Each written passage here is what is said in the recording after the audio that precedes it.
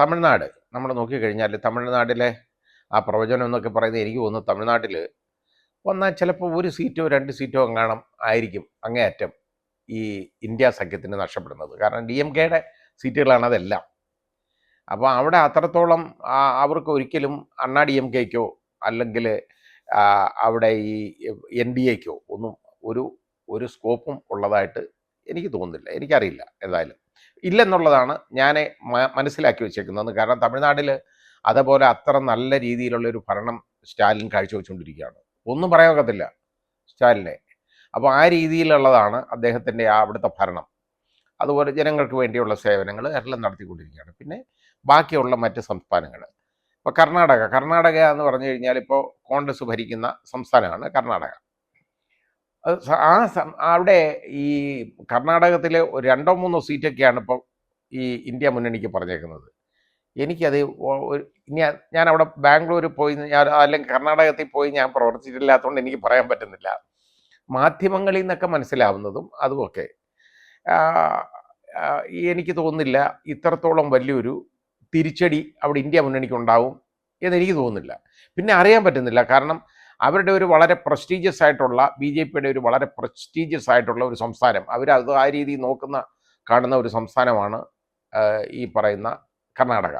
പക്ഷേ അവിടെ പ്രജ്വൽ രേവണ്ണയുടെയൊക്കെ ആ അലിഗേഷനൊക്കെ അതൊക്കെ ആ ബ്രിമ്മിലാണ് വന്നത് വോട്ടിൻ്റെ ആ സമയത്താണ്. അതൊന്നും ആളുകളുടെ മനസ്സിലേക്ക് അധികം കയറാൻ സാധ്യതയില്ല. കാരണം അല്ലെങ്കിൽ ഇയാൾ ഇതും കഴിഞ്ഞ് കൂടി നടക്കുന്നതും കള്ളത്തരം കാണിക്കുന്നതും അയാളുടെ അമ്മ പോയി ഇതിലെ അതിജീവിതയെ തട്ടിക്കൊണ്ടു പോകുന്നതും ഇങ്ങനെയൊക്കെയുള്ള സംഭവങ്ങളൊക്കെ എന്നൊക്കെ പറഞ്ഞു കഴിഞ്ഞാൽ അത് ജനങ്ങളുടെ മനസ്സിൽ വരണമായിരുന്നെങ്കിൽ കുറച്ചുകൂടി മുമ്പേ വരണമായിരുന്നു. പക്ഷെ നമുക്കത് പറയാൻ പറ്റത്തില്ലല്ലോ. ഇയാളെ മുമ്പേ ആരെങ്കിലും ബലാത്സംഗം ചെയ്യണം എന്ന് നമുക്ക് പറയാൻ പറ്റുമോ? ഒരിക്കലും പറയാൻ പറ്റുന്നില്ല. അപ്പോൾ ഈ രീതിയിലുള്ള കാര്യങ്ങളൊക്കെ വന്നത് അത് യഥാർത്ഥത്തിൽ ബി ജെ പിക്ക് ഒരു വലിയ തിരിച്ചടി വരേണ്ട ഒരു കാര്യമാണത്. പക്ഷേ അത് വളരെ വലുതായിട്ട് ബി ജെ പിക്ക് ഏൽക്കാൻ സാധ്യതയില്ല. അതിൻ്റെ കാരണം ഞാൻ ഈ പറഞ്ഞ പോലെ അത് ഇലക്ഷൻ്റെ ആ തൊട്ടടുത്താണ് വന്നേക്കുന്നത്. അപ്പോൾ അത് ആളുകളുടെ മനസ്സിലേക്ക് ഇതൊന്ന് കടന്നു കയറാനുള്ള സമയം അത് കിട്ടിയിട്ടില്ല. അതുകൊണ്ട് ഈ കർണാടകയിലെയൊക്കെ ചിലപ്പോൾ ഈ പറയുന്നതൊക്കെ ചിലപ്പോൾ ശരിയായിരുന്നേക്കാം. അതെന്നാലും കാരണം അതിൻ്റെ എന്താ പറയുക, വോട്ടിംഗ് പാറ്റേൺ എന്ന് പറയുന്നത് ഈ ലോക്സഭയിലേക്കുള്ള വോട്ടും പാറ്റേണും അതുപോലെ തന്നെ നിയമസഭയിലേക്കുള്ള വോട്ടിംഗ് പാറ്റേണും രണ്ടും രണ്ടാണ്.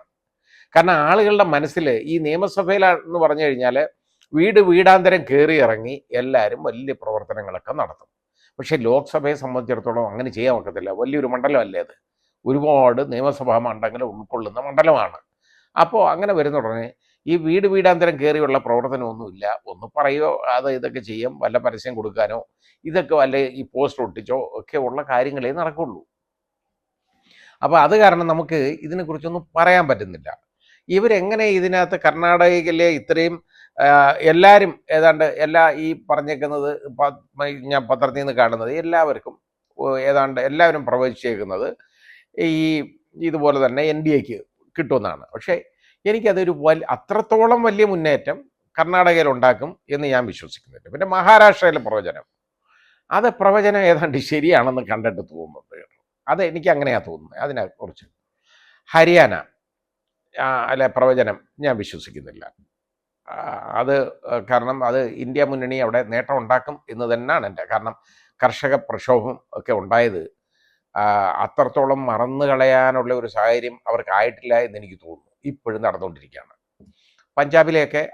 പഞ്ചാബൊക്കെ ഒരു ഈ പ്രവചനമൊക്കെ ഒരു ശരിയാവാനാ സാധ്യത.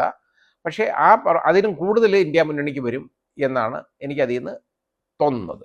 പിന്നെ മധ്യപ്രദേശിലെ അത് നമുക്കിപ്പോൾ ഒരിക്കലും പറയാൻ ഒക്കത്തില്ല. എൻ ഡി എക്ക് അവിടെ മൃഗീയ ഭൂരിപക്ഷം വരേണ്ട ഒരു സ്ഥലമാണ്. അത് കിട്ടും എന്ന് ഞാൻ പ്രതീക്ഷിക്കുന്നു. പിന്നെ യു പി നമ്മൾ നോക്കിയാൽ രാജസ്ഥാനും ഒക്കെ എൻ ഡി എക്ക് നല്ല ഒരു സാധ്യതയുള്ള സ്ഥലം തന്നെയാണ്. വലിയ വ്യത്യാസമൊന്നുമില്ല. കോൺഗ്രസിനുള്ളിലെ പടലപ്പിണക്കങ്ങൾ ഒക്കെ എന്നൊക്കെ പറഞ്ഞു കഴിഞ്ഞാൽ രണ്ടുപേര് കിടന്ന് അടിയ സീറ്റിനും അതിനും ഇതിനുമൊക്കെ ആയിട്ട് കാണുന്നിടത്തെല്ലാം വഴക്കുണ്ടാക്കാനും ഒക്കെ. അങ്ങനെ ഈ കോൺഗ്രസിനെ ഞണ്ടുകളുടെ ആ രീതിയിലേക്ക് കൊണ്ടുപോയി. ഞണ്ട് മേളിലോട്ട് പിടിച്ച് കയറുന്ന വഴി ഞണ്ട് എങ്ങനെയെങ്കിലും രക്ഷപ്പെടാൻ കയറുമ്പോൾ താഴെയുള്ള ഞണ്ട് അതിൻ്റെ കാലെ പിടിച്ച് വലിക്കും. അതാണ് അവിടെ നടന്നുകൊണ്ടിരിക്കുന്ന കോൺഗ്രസ്സിൽ. അത് കാരണം ആ ഞണ്ടുകളുടെ നാട്ടിൽ എന്ത് സംഭവിക്കാം? ഗുജറാത്ത് എന്ന് പറയുന്നത് എൻ ഡി എയുടെ സ്ട്രോങ് ഹോൾഡാണ്. ബി ജെ പിക്കാണ് അവിടെ എല്ലാ സീറ്റും കിട്ടാവുന്നത്. അതിൽ നിന്ന് ഒന്നോ രണ്ടോ എണ്ണം ഈ ഇന്ത്യ മുന്നണിക്ക് അങ്ങനെ കിട്ടിയാൽ അതിശയം എന്നേ പറയാവുള്ളൂ. അല്ല അത് അതേപോലെ പിന്നെ മറ്റ് സംസ്ഥാനങ്ങൾ നമ്മൾ ഇങ്ങോട്ട് നോക്കിക്കഴിഞ്ഞാൽ പശ്ചിമ ബംഗാൾ. പശ്ചിമ ബംഗാളിൽ അവിടെ സന്ദേശ് കാലി അത് അവിടെ അതൊക്കെ ആ പ്രശ്നമൊക്കെ വളരെ തൃണമൂലിന് ദോഷം ചെയ്തിട്ടുണ്ട്. പക്ഷേ അത്രയും ദോഷമൊക്കെ ഉണ്ടായാലും തൃണമൂൽ അങ്ങ് പുറകോട്ട് പോകുന്നൊന്നും ഞാൻ വിശ്വസിക്കുന്നില്ല. നേരത്തെ ബി ജെ പിക്ക് കിട്ടിയ സീറ്റുകൾ അവർക്ക് ചിലപ്പോൾ നിലനിർത്താൻ പറ്റുമെന്നുള്ളതല്ലാതെ അതിനപ്പുറത്തോട്ടൊരു വലിയ മുന്നേറ്റമൊന്നും ഈ പറയുന്ന പോലെ ഉണ്ടാവും എന്ന് ഞാൻ കരുതുന്നില്ല. കാരണം അത് അവരെ അത്രയും സ്ട്രോങ് ആണ് മമതാ ബാനർജി എന്ന് പറയുന്നത്. അവരെ അത്രയും പെട്ടെന്നൊന്നും ഒരു സ്ഥലത്തു നിന്നൊന്നും തൂത്തു മാറ്റാനൊന്നും പറ്റത്തില്ല. ഇവരാരെങ്കിലും വിചാരിച്ചാൽ ഒന്നും പറ്റുന്നതല്ല. പിന്നെ അവിടെ വന്നപ്പോൾ അവിടെ ത്രികോണ മത്സരങ്ങൾ വന്നുപോയി. അത് കാരണം അവർ ഇന്ത്യ മുന്നണിക്ക് അവർ പിന്തുണ കൊടുക്കുന്നുണ്ടെങ്കിൽ പോലും അവിടെ ഇന്ത്യ മുന്നണി എന്ന് പറയുന്ന സഖ്യം ഇല്ല. കാരണം അവർക്ക് പറ്റാത്തതാണത്. കാരണം അവർക്ക് CPM അവിടെ ഒരു സഖ്യം ഉണ്ടാക്കാൻ ഒക്കത്തില്ല. കുറ്റമല്ല, ചെയ്യാൻ പറ്റത്തില്ല. കോൺഗ്രസുമായിട്ട് അവർക്ക് വേണമെങ്കിൽ ചെയ്യാമായിരുന്നു. പക്ഷേ അവിടെ കോൺഗ്രസും RSS പാർട്ടിയും കൂടെ ചേർന്നുകൊണ്ട് CPM കൂടെ ചേർന്നുകൊണ്ടാണ് ഒരു സഖ്യം ഉണ്ടായത്. ആ സഖ്യം യഥാർത്ഥത്തിൽ പലപ്പോഴും തൃണമൂലിന് ദോഷം ചെയ്യാവുന്നതാണ് എന്നാണ് തോന്നുന്നത്. കാരണം NDAക്ക് അതിനകത്ത് അവരുടെ വോട്ട്, അതായത് എതിർഭാഗത്തിൻ്റെ വോട്ട് വിഭജിച്ച് പോകാനുള്ള ഒരു സാധ്യത അതിനകത്തുണ്ട്. അങ്ങനൊരു പ്രശ്നമുള്ളതാണ്. പിന്നെ അതേപോലെ തന്നെ ഇനി നമ്മൾ നോക്കിയാൽ വടക്ക് കിഴക്കൻ സംസ്ഥാനങ്ങൾ അതൊന്നും പറയാൻ നമുക്ക് പറ്റത്തില്ല. കാരണം അതിപ്പോൾ ഏതാണ്ടൊക്കെ NDAയുടെ കയ്യിൽ തന്നെയാണ്. അത് അവിടെയൊക്കെ ഉള്ളതും അതും ഝാർഖണ്ഡും ഒക്കെ തന്നെ നമുക്കതൊന്നും പ്രവചനാതീതമാണ്. അതൊക്കെ അവിടെ ഒന്നും പറയാൻ പറ്റില്ല. അവിടെയൊക്കെ ഇന്ത്യ മുന്നണിക്ക് എന്തെങ്കിലും കിട്ടിയാൽ അത് അവർക്ക് നേട്ടം എന്നുള്ളതല്ലാതെ വലിയ പ്രതീക്ഷയുള്ള ഒരു സ്ഥലങ്ങളല്ല അവർക്ക്. എന്നാൽ മണിപ്പൂരിൽ എന്നൊക്കെ പറഞ്ഞു കഴിഞ്ഞാൽ അത് ഇത്രത്തോളം അട്രോസിറ്റീസ് കമ്മിറ്റ് ചെയ്തിട്ടുണ്ട്. അത് യഥാർത്ഥത്തിൽ BJP അനുഭാവികൾ ജനം ചെയ്തേക്കുന്നതാണ്. പക്ഷേ അതൊന്നും ജനങ്ങളൊന്നും അനുഭവിച്ചേക്കുന്നവരെ അവിടെ കിടന്ന് അനുഭവിക്കും എന്നുള്ളതല്ലാതെ ബാക്കിയുള്ള അതിൻ്റെ ഗുണഭോക്താക്കൾ ഇവരോടൊപ്പം നിൽക്കത്തില്ലേ എന്ന് പറയുന്നത് പോലെ ഉള്ളൂ. ആ രീതിയിലേക്ക് പോവുക കാര്യങ്ങൾ. പിന്നെ നമുക്ക് UP, അതായത് ഇന്ത്യ ആര് ഭരിക്കണമെന്ന് യഥാർത്ഥത്തിൽ തീരുമാനിക്കുന്ന ഒരു സംസ്ഥാനം, ഇത്രയും വലിയ ഒരു സംസ്ഥാനം, ഇത്രത്തോളം മണ്ഡലങ്ങളുള്ള സംസ്ഥാനം, 80 ലോക്സഭാ മണ്ഡലങ്ങൾ. അതിൽ അവിടെ പോരെങ്കിൽ നമ്മുടെ ബാബറി മസ്ജിദ് തകർക്കപ്പെട്ടതിന് ശേഷം അവിടെ രാമക്ഷേത്രം ഉയർന്നു വന്നു. രാമക്ഷേത്രത്തിൻ്റെ പണിയൊക്കെ ഇവർ പറഞ്ഞ പോലെ പൂർത്തിയാക്കി. അവിടെ നമ്മുടെ പ്രധാന തന്ത്രിയായിട്ട് നിന്ന് അതെല്ലാം കാര്യങ്ങളൊക്കെ നടത്തി എല്ലാം റെഡിയാക്കി അത് ജനങ്ങൾക്ക് തുറന്നു കൊടുക്കുകയൊക്കെ ചെയ്തിട്ടുണ്ട്. അതും വലിയ കാര്യമൊന്നും ഉള്ളതായിട്ട് എനിക്ക് തോന്നുന്നില്ല. കാരണം എന്നായാലും അവിടെ അമ്പലം വരും, ക്ഷേത്രം വരും എന്നുള്ള അവിടുത്തെ ജനങ്ങൾക്കറിയാം. അതുകൊണ്ട് അതിനകത്ത് വലിയ പ്രത്യേകതയൊന്നും ഇവർക്ക് കിട്ടിയില്ല കേട്ടോ. കിട്ടാതിരുന്നപ്പോഴാണ് ഈ വർഗീയ കാർഡ് ഞാൻ നേരത്തെ പറഞ്ഞുകൊണ്ട് വന്നത്. വർഗീയ കാർഡ് പോലും ഏൽക്കുന്നില്ല എന്ന് കണ്ടു കഴിഞ്ഞപ്പോൾ ദൈവപുത്രനായിട്ടും അത് അവതാര പുരുഷനായിട്ടും ഒക്കെ മാറുന്നതായിട്ടാണ് നമ്മൾ കാണുന്നത്. അതായത് ഓരോ യുഗങ്ങളിൽ ആണ് ഒരു 1000 യുഗങ്ങളൊക്കെ ചേരുമ്പോഴാണ് ഒരു അവതാരം ഒക്കെ നമ്മുടെ ഈ ലോകത്ത് ഉണ്ടാകുന്നതെന്നാണ് കാഴ്ചപ്പാട്. അപ്പോൾ ജൈവികമായിട്ടുള്ള ഒരു ജനനമല്ല എൻ്റെത്. എന്നെ ദൈവം നേരിട്ട് ഇതിനെ അയച്ചേക്കാണ് എന്നുള്ളത് അപ്പോൾ ദൈവമായിട്ട് മാറി. ഇനി അദ്ദേഹത്തിന് വേണ്ടി എവിടെയൊക്കെ അമ്പലം പണിയുമെന്ന് മാത്രം നമ്മൾ നോക്കിയാൽ മതി. ക്ഷേത്രം ഒരുപാട് ക്ഷേത്രങ്ങൾ. അതിൻ്റെ ഇടയിൽ വളരെ അദ്ദേഹത്തിൻ്റെ ഭക്തന്മാരിലെ ഒരു വലിയ ഭക്തൻ അങ്ങോട്ട് വിളിച്ചു പറഞ്ഞു, എന്താണെന്നറിയോ,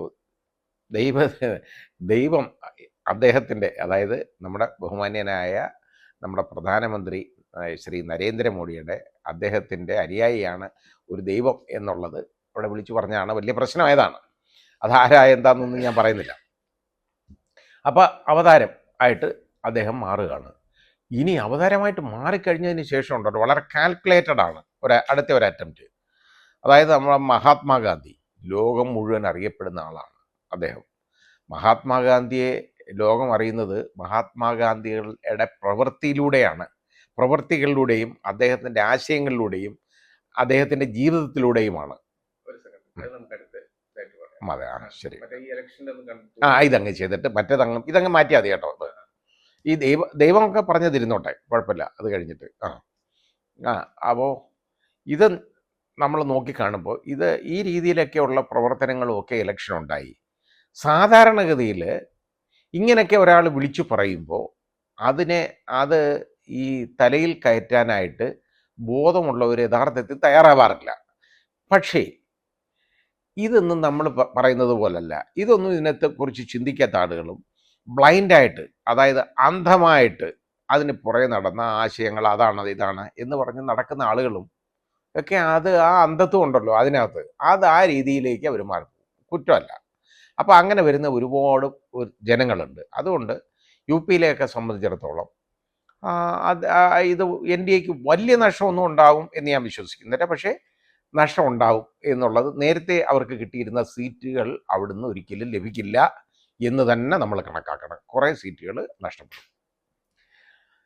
പിന്നെ ബീഹാർ, അടുത്തത് ബീഹാർ നമ്മൾ പറയുകയാണെങ്കിൽ, ബീഹാറിൽ ആണെങ്കിൽ ഈ പ്രവചനമൊക്കെ വളരെ എല്ലാം എൻ ഡി എക്ക് അനുകൂലമായിട്ടുള്ള പ്രവചനങ്ങളാണ് വന്നേക്കുന്നെങ്കിലും അതിൽ തേജസ്വി യാദവ് എന്നൊക്കെ പറയുന്ന അവരൊക്കെ ഇപ്പോൾ കുറച്ചുകൂടെ അദ്ദേഹമൊക്കെ കുറേ കൂടെ വളർന്ന് മുന്നേറി കുറേ കൂടെ പാകതയൊക്കെ വന്ന ഒരു ചെറുപ്പക്കാരനാണ്.